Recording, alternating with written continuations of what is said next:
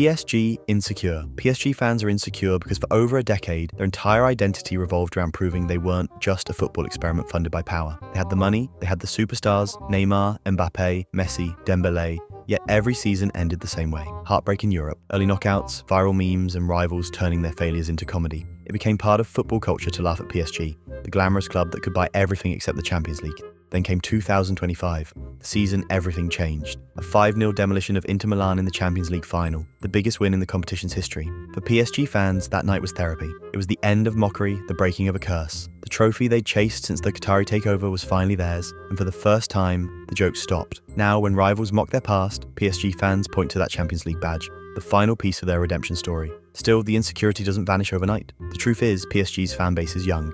Many joined during the Neymar and Mbappe era, and critics label them bandwagoners. Inside Paris, the ultras are fierce, proud, and territorial. Outside, the club is still fighting for respect. Online, PSG fans defend themselves constantly, whether it's against Madridistas flashing their 15 trophies, or Premier League fans calling Ligue 1 a farmers' league. They push back with pride and persistence. PSG fans are insecure, but louder than ever. The Champions League win didn't just validate their club, it silenced a decade of doubt. Now every new signing, every flashy kit, every goal feels like proof that they belong among Europe's elite. For years, they were laughed at as pretenders.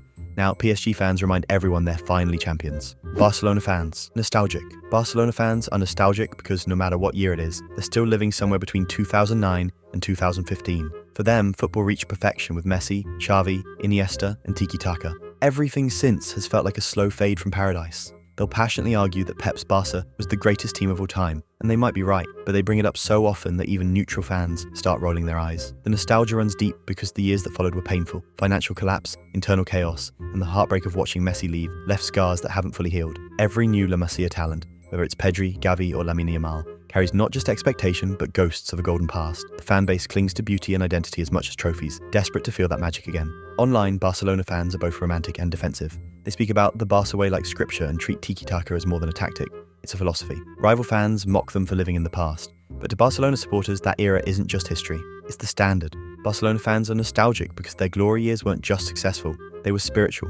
And when you've seen football played like poetry, it's impossible to stop dreaming of another masterpiece. Manchester United fans, delusional. Manchester United fans are delusional because no matter how far they've fallen, they still believe they're on the verge of being back. The ghost of Sir Alex Ferguson still hovers over Old Trafford, a constant reminder of what once was. Every season begins with new hope, a new manager, a new signing, a new chance to return to glory. And when it doesn't work out, it's all part of the rebuild. The same rebuild that's been running for over a decade. Every big win sparks chaos. Beat Liverpool away, title contenders again. Bruno scores a banger, best midfielder in the world. United fans live for those moments because deep down, they're chasing a feeling, the dominance they once had. But when things inevitably fall apart, the meltdown is just as spectacular. One week it's we're back, the next it's glazes out. Online, United Twitter is pure theatre, passionate, toxic and hilarious all at once. And despite years of pain, United supporters refuse to let go of their pride. They still call themselves the biggest club in England, the most famous in the world, and they'll tell you history proves it. Rival fans mock them for living in the past, but for United fans, it's not delusion, it's destiny. Manchester United fans are delusional because even after years of chaos,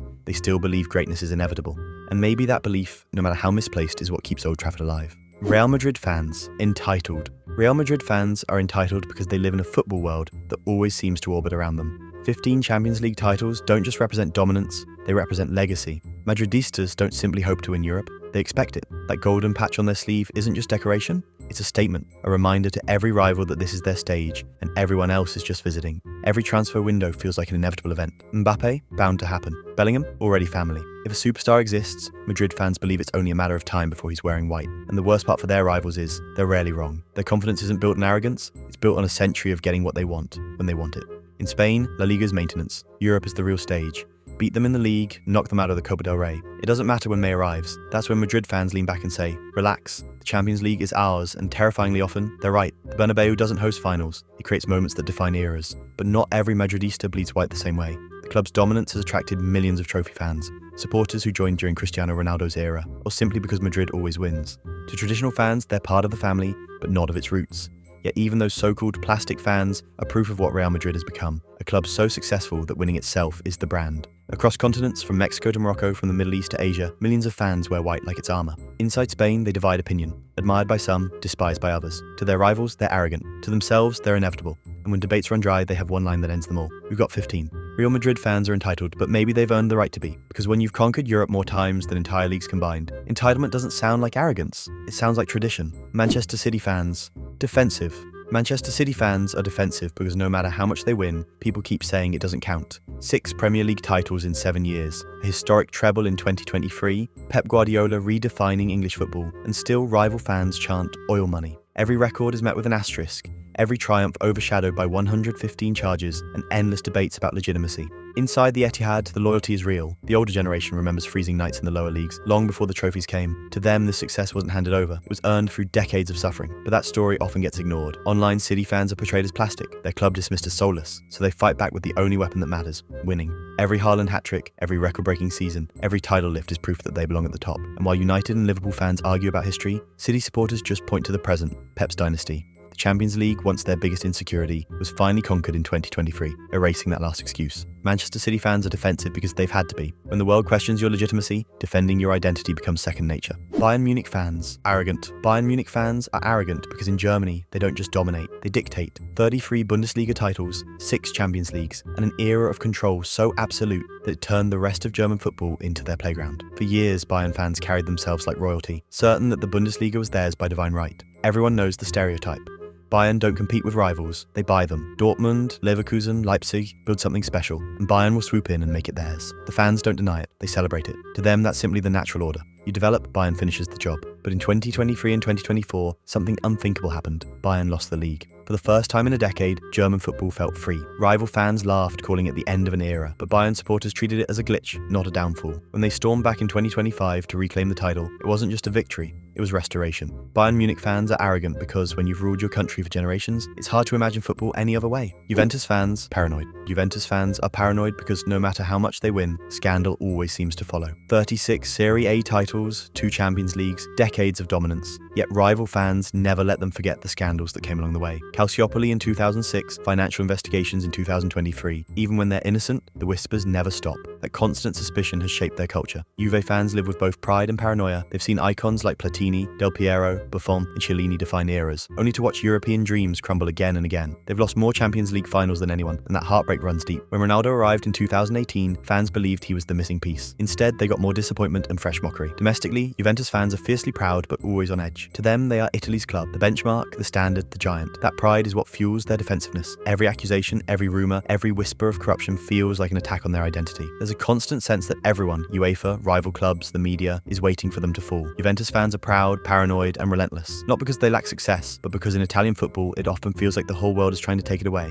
Liverpool fans, romantic. Liverpool fans are romantic because to them, football isn't just a sport, it's storytelling. Every match at Anfield feels like theatre, with scarves raised high and "You'll never walk alone" echoing through the night. They don't just support a team, they believe in an idea that football means more here than anywhere else. Their romance is rooted in history. 18 league titles before the Premier League era, 6 Champions Leagues, legends like Dalglish, Gerrard, and Salah. It's a club that breathes legacy. The miracle of Istanbul in 2005 became legend, proof that belief alone can change destiny. Under Klopp, the fairy tale was reborn. The 2019 Champions League, the long-awaited Premier League title, and the resurrection of that old Liverpool spirit. Rival fans mock them for being sentimental, for overhyping the atmosphere, for treating Anfield like holy ground. But Liverpool supporters don't care. To them, football is emotion. It's culture, connection, and community. They aren't just fans, they're believers. Liverpool fans are romantic because for them, football isn't measured in trophies alone. It's measured in moments that make you feel alive. Arsenal fans, hopeful. Arsenal fans are hopeful because every season feels like the season, yet haunted by how often it slips away. The Invincibles of 2004, Wenger's golden era, legends like Henry, Bergkamp, and Vieira,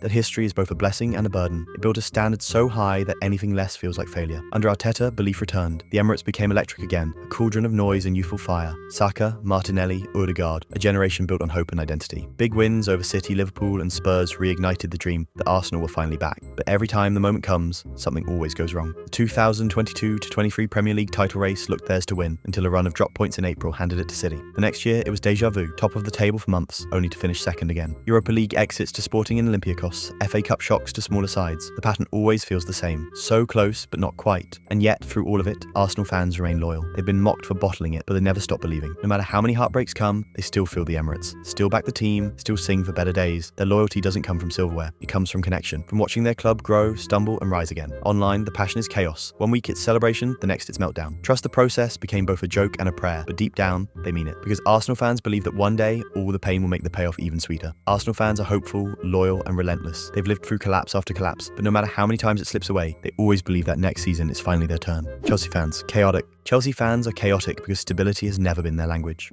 Since the Abramovich takeover in 2003, turbulence became tradition. Managers changing yearly, squads rebuilt overnight. And somehow, it always worked. 2 Champions Leagues, 5 Premier League titles, and the 2025 Club World Cup prove that chaos isn't their weakness. It's their formula. They thrive on unpredictability. 1 month a crisis, the next, a trophy parade. In 2012, they conquered Europe with an interim coach and a written-off squad. In 2021, they did it again. And in 2025, still inconsistent in the league, they went global and won the Club World Cup. Rival fans called it a plastic trophy, but for Chelsea supporters, it was proof that even through the madness, there's still a method, that no matter how chaotic things get, they somehow end up with silverware. Under Todd Boehly, the madness has reached new heights. Record transfer windows, a squad of teenagers, and constant drama. They've got a squad so big it could probably field your mum at left back and still win a cup. Rival fans laugh, but Chelsea supporters just shrug, because chaos isn't the problem, it's the point. Chelsea fans are chaotic because they've learned that in football, disorder doesn't destroy you, it delivers trophies. Every fan base tells a different story, but they all share the same heartbeat.